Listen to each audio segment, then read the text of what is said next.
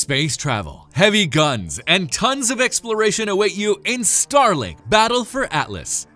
Apart from being a cool title as it is, the game comes with a twist. A twist that will either shake the video games industry or be remembered for what it could be: attachable toys. Ubisoft's Starlink Battle for Atlas releases on PlayStation 4, Xbox One, and Nintendo Switch on October 16th. Do you want to know more about it?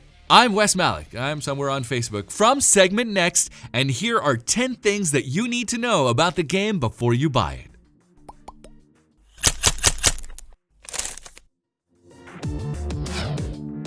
A fresh take on toys to life.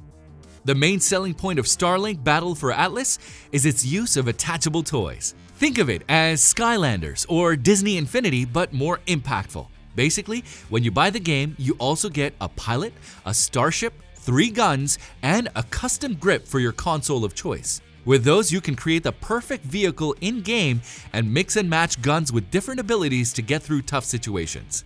Additional weapons, ships, and pilots will be available for purchase both as toys and as DLC. What's huge about those attachable toys is that they instantly create your vehicle in-game. For instance, you detach a wing and put it upside down, and it immediately gets switched in the game. The same goes for weapons. The truth is, most players will only use the toys for experimentation, since it's super weird to be playing with a huge ship sitting on your controller. The basic Starlink edition for each console includes the base game, a pilot, 3 weapons, and a ship, and will cost $80. The only exception is Nintendo Switch, which includes 2 pilots, one of which is an old-school favorite character. We'll find out more about it later on. Combo everything! Buying a toy pack isn't the only way to get powerful new weapons. Luckily, Ubisoft hasn't blocked additional weapons behind paywalls, and you'll be able to find them while exploring planets. There's many different types of installations for your ship, like Gatling guns, laser rays, freezing weapons, flamethrowers, and more.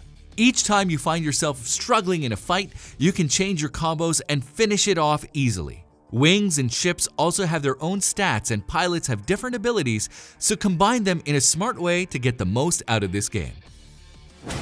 Space battles, done the old-fashioned way.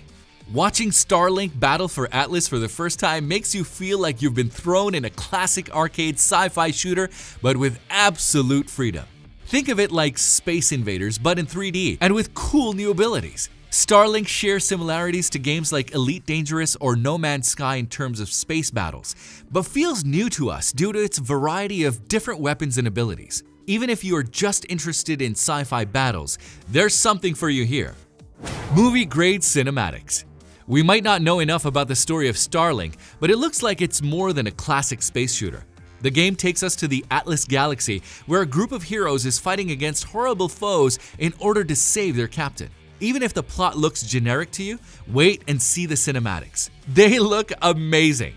Let's hope it stands up to the expectations we have set in the end. Guess who's back? Remember the old-school character making an appearance in the Nintendo Switch version of Starlink that we mentioned before? It's Star Fox McCloud! He'll be coming as a standard pilot along with his ship, Arwing, in the Nintendo Switch version of the game, and will have his own quests and ability. In the beginning, Star Fox wasn't supposed to be added in the game though. When its Switch version was shown to Nintendo America's Reggie Fils-Aime last year, the president of Nintendo of America had attended a small event behind closed doors in which he was able to assess the potential of the game in person. He suggested that developers of Starlink Battle for Atlas should meet with Shigeru Miyamoto and the Star Fox team so they can start a collaboration. Seeing retro characters making a comeback in such games without being protagonists is a breath of fresh air for the industry. Starfighting on the go. Speaking of Nintendo Switch, we consider it to be the perfect console for Starlink Path to Atlas. Not only because of Star Fox, but because of the flexibility of the console. You can explore on the go or on your TV and squeeze in a few more gameplay hours due to the nature of the console. It's pretty early to say if the title will be more successful on the Switch than on PS4 and Xbox One, but mobility is a bonus. Exploration is key. Apart from scavenging for weapons and ship parts, exploration in Starlink Battle for Atlas comes with a few more tricks. First thing you'll notice when landing on your first planet is how much it resembles No Man's Sky. The color scheme is the same, it features weird animals and has a similar navigation system. However, exploring the planet itself is totally different. In Starlink, you don't even have to climb off your ship. You can find facilities, collect minerals, complete quests, and more. Spending some time just discovering areas on planets can be pretty soothing after a few hours of pure space shooting. Look out for puzzles too, since they are a good way to test your brain skills and test out your guns. Invite a friend and hand him a controller. Last but not least, we get to the part where most games seem to fail: couch co-op.